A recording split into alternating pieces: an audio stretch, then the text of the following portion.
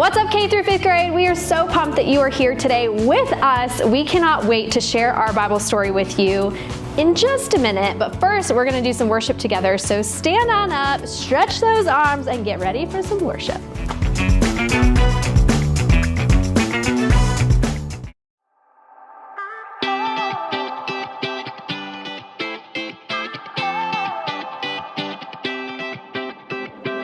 Whenever I need some answers, God, I turn to you. You are my help when I need wisdom. You always see me through. To know that you're chasing after me, it makes me wanna run to where you are. God, you make this journey worth it. I give you all my heart. When I don't know what to do, you help me figure it out. God, I run to you. When I need a solution, I have no doubt that I will run to you. I run to you. I run to you. I run to you. I run to you. Wherever there is freedom, I know that's where you'll be. You make me wanna do what's right and be the best version of me. To know that you're chasing after me, it makes me wanna run to where you are. God, you make this journey worth it. I give you all my heart. When I don't know what to do, you help me figure it out. God, I run to you. When I need a solution, I have no doubt that I will run to you. I run to you. I run to you. I run to you. I run to you. I don't wanna stop living for you, for you. I don't wanna stop running to you, God. I don't wanna stop living for you, for you. I don't wanna stop running to you, God. You're all I need, my source for everything. When I don't know what to do, you help me figure it out. I run to you. When I need a solution, I have no doubt that I will run to you. When I don't know what to do, you help me figure it out. God, I run to you. When I need a solution, I have no doubt that I will run to you. I run to you. I run to you. I run to you. I run to you.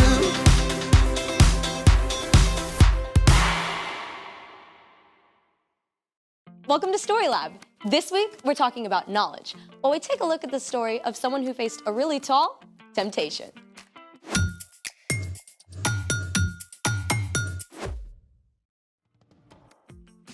Hey, I'm Skylar. And I'm Sebastian. We're talking about knowledge, which is learning something new so you can be better at whatever you do. I've recently discovered some new stuff. Like what? Well, I made a quiz for you. It's gonna be out of this world. Is that a clue? We're gonna find out how much you know about stars. Wait, like stars? Or stars? I mean flaming ball of hydrogen and helium kind. Is there a prize? 1 chocolate bar for every right answer. Full size? You bet. To be delivered through the prize tube extraordinaire. I'm in.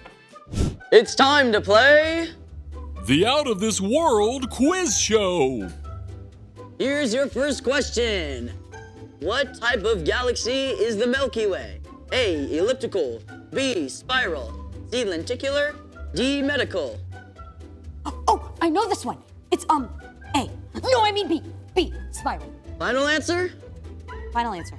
Let's see if you're right. Yes! Spiral is correct. You get 1 Milky Way bar. Yum.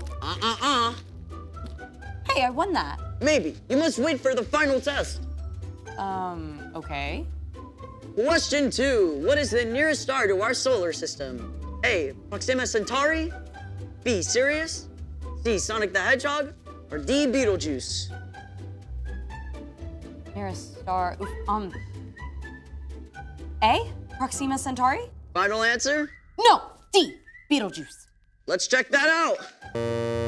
Oh, nope, I'm sorry, but the correct answer was A. Ugh, I knew it. You have one more chance. Question 3. What is the Kuiper Belt? A. The remains of an exploding supernova. B. An icy collection of objects beyond Neptune's orbit. C. The hottest fashion item. Or D. The tail of an asteroid. The answer is, I think it's B. B. An icy collection of objects beyond Neptune's orbit. All right, let's see if it's correct. Yes! You win an extra dark chocolate bar. Can I open it now? You can open it now, or you can trade your 2 candy bars for what's inside this box. What is inside that box? It will only be revealed once you choose. You have 20 seconds. Well, is it better than 2 chocolate bars? My lips are sealed. So it could be a ball of Dryerland. Or it could be something really awesome. I'm really craving chocolate You right have now. 5 seconds. What if there's $100 bill in the 2 box? seconds. Okay, I'm keeping the chocolate. Congratulations, you have won 2 chocolate bars. Now I get to see what's in the box, right? It's time for... The story before the story. Today, we're in the 3rd book of the New Testament, Luke. But before Luke, in the very beginning, out of a deep, deep love, God made an amazing world. But when people turned away from God, the world was broken. God made a plan to bless the whole world through one group of people, the Israelites. Over hundreds of years, God spoke through prophets about the great rescuer God would send. And at last, God sent a tiny baby to be born in the small town of Bethlehem, God's very own son, Jesus. When Jesus grew up, he was baptized in the Jordan River. God spoke from heaven, "This is my son, and I love him. I'm very pleased with him." Which is where our story starts. Take it away. Hey, Erica. Hey everyone! So, Jesus was about 30 years old at this time. After years of studying God's words and quietly working as a carpenter, now Jesus was revealed to the watching crowds as God's son. It must have seemed like the perfect time for him to start teaching and doing miracles and gathering followers, but that isn't what happened. Instead, God's Spirit led Jesus away from the crowds and towns and into the desert. For 40 long days, Jesus spent time with God, preparing for what God would have him do next. During this time, Jesus ate nothing. He focused on God as the one thing he needed above all else. But he wasn't alone. Not quite. Because the devil showed up to distract him. You must be so hungry. Surely God wouldn't mind if you had just a little snack. Jesus was God's son, but he was also fully human too. And as the 40 days passed, he became desperately hungry. The devil refused to leave Jesus alone, needling and tempting him at every opportunity. At the end of the 40 days, he offered Jesus a large, smooth stone. If you really are the Son of God, tell this stone to become bread. It must have been so easy for Jesus to imagine that rock as a crusty, warm loaf. As God's son, he had the power to change the stone to bread in an instant. He could have torn off large, chewy pieces to satisfy his deep hunger right away, but Jesus knew every word that God had spoken. and he was ready with an answer. It is written, man must not live only on bread. If that's the way you want it. But the devil didn't give up. He led Jesus up to a high place where the whole world appeared to spread out beneath them. Every powerful kingdom, every palace, every throne and ruler on earth. The devil smiled, smooth and seemingly in control. I will give you all their authority and glory. It has been given to me, and I can give it to anyone I want to. If you worship me, it will all be yours. Jesus knew that one day he would rule all the nations of the world. He had come as God's rescuer, but to take this easy way the devil offered would destroy God's plan. Once again, Jesus spoke God's words. It is written, worship the Lord your God. He is the only one you should serve. The devil was seething. He couldn't tempt Jesus into taking the easy road, but he had one final shot to try. The devil led Jesus to the city of Jerusalem. They stood on the very highest point of the temple itself. The worshipers below seemed small as ants. If you are the Son of God, throw yourself down from here. It is written, the Lord will command his angels to take good care of you. They will lift you up in their hands. Then you won't trip over a stone. The devil wanted to trap Jesus, to make him panic. Does God really love you? Prove it. But again, Jesus had God's own words at the ready. Scripture says, do not test the Lord your God. The devil was furious. He couldn't trip Jesus up no matter what he tried. So at last, he left until he could find a better chance.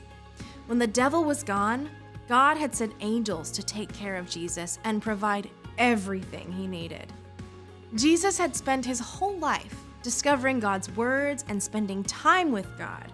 And so when he had to make some tough choices, the words were right there. 40 whole days with no food? I can't even imagine that. Yeah, I sure do not make good choices when I'm hungry. And it's not just when you're hungry. Difficult choices can show up at any time. And remembering what's true can help you make the wise choice. So, what's our part in this story? Well, before you remember what's true, you have to discover what's true. You can start by reading God's words in Scripture. And memorizing it too. And you can spend time talking with people who've been following God a while. Here are some super important truths to start with. God made you and loves you.